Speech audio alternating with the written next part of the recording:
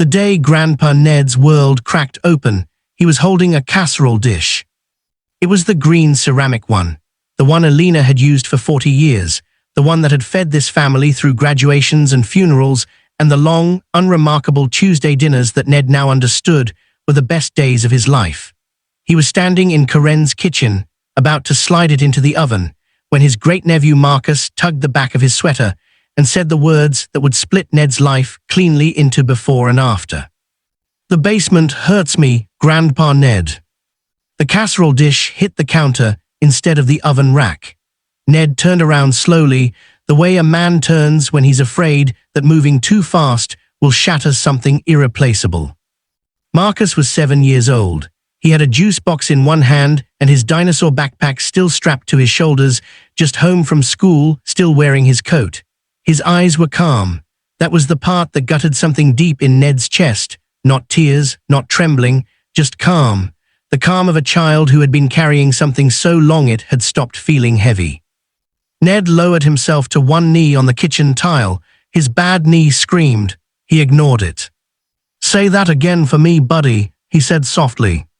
Marcus said it again. Ned was 72 years old and had survived the death of his wife, a mild heart attack, and 40 years of working construction in weather that had no business being survived.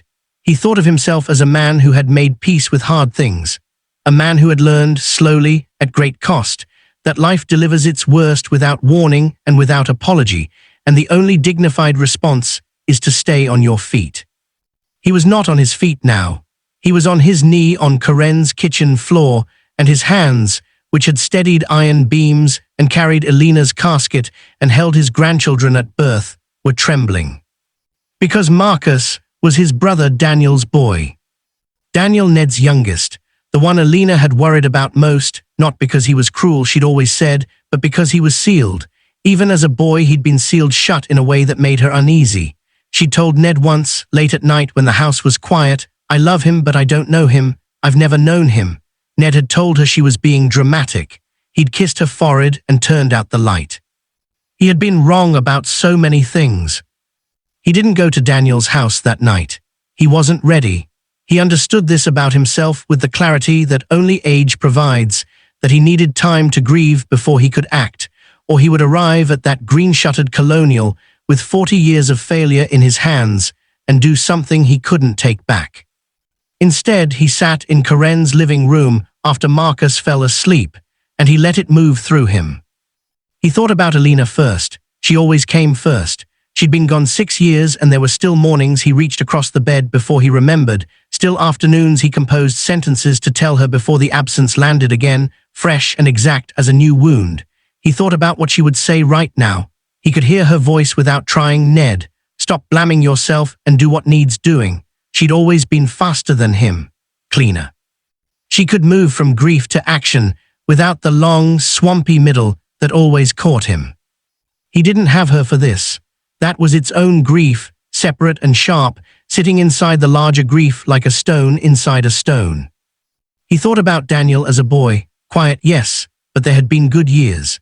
He remembered teaching Daniel to ride a bike in the church parking lot on a Sunday morning, the two of them in the wide, empty asphalt space.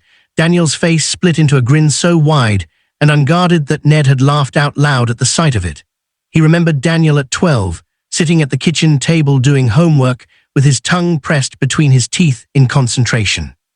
He remembered the way Daniel had cried at Alina's funeral, not the polite, managed crying of an adult, but something raw and juvenile that had surprised everyone, like grief had found a crack in that sealed surface and poured through for just that one afternoon.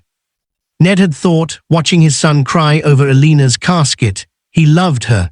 Whatever else is true, he loved her. He thought about it now, and it made everything worse, because it meant the man who built that room in the basement was not a stranger, not a monster conjured from nothing. He was a man Ned had raised, a man Ned had eaten dinner with every night for 18 years, had coached in Little League, had driven to school dances, had taught to shake hands firmly and look people in the eye. Where had it gone wrong? Where had he gone wrong? He sat with that question for a long time. The house went fully dark around him. Karen checked on him twice, and he waved her off gently. Outside, The autumn wind moved through the oak trees Elena had always loved. He didn't find an answer. He was starting to understand there wasn't one, not a single clean answer. There were 1,000 small ones scattered across decades, and he would spend the rest of his life picking them up. He went to Daniel's house on a Wednesday morning. He didn't bring backup, didn't bring a plan, didn't bring the righteous fury he'd expected to find in himself when the time came. He brought the green ceramic casserole dish, rinsed clean, because it had been at Karen's house for 3 weeks, and some part of his brain had fastened onto the dish as an excuse, a tether, something to hold in his hands so they wouldn't shake. Daniel answered the door in a flannel shirt with a coffee mug, looking like a Wednesday morning, looking like a person, looking like Ned's son. The sight of him was almost unbearable. "Dad," Daniel said, "Hey, wasn't expecting you." "I brought the casserole dish back," Ned said. "Your mother's." Something moved through Daniel's face, just a flicker, just a shadow of the boy who had cried at Elena's funeral. He stepped back from the door. They sat at the kitchen table. Daniel refilled his coffee and poured one for Ned without asking, the way you do for someone you've known your whole life. The normalcy of it, the steam rising from the mug, the familiar creak of Daniel's kitchen chair made Ned's chest ache in a way he hadn't anticipated. He wrapped both hands around the mug. He looked at his son. "Marcus told me something," Ned said. The kitchen went very still. "About the basement." Daniel didn't move. He didn't deny it, didn't reach for anger, didn't do any of the things Ned had half expected. He just sat there and slowly, like a building finally giving way to a weight it had been holding too long, his face collapsed, not into defiance, into something far more devastating. Into recognition.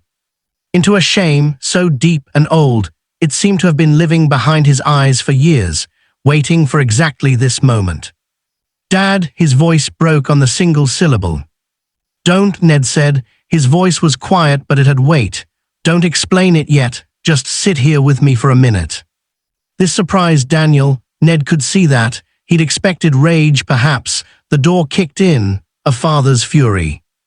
Instead, he got a father sitting across from him at a kitchen table, hands around a coffee mug, eyes full of something that was not only anger. It was grief. It was the grief of a man confronting the longest failure of his life. They sat in silence for almost 3 minutes. Ned counted the seconds without meaning to. Outside, someone's dog barked twice and went quiet. "Your mother was afraid of this," Ned finally said. "Not this exactly, but something like it. A closed door in you that she couldn't open." He paused. "I told her she was imagining things." Daniel had his face in his hands. "I need you to hear me," Ned said.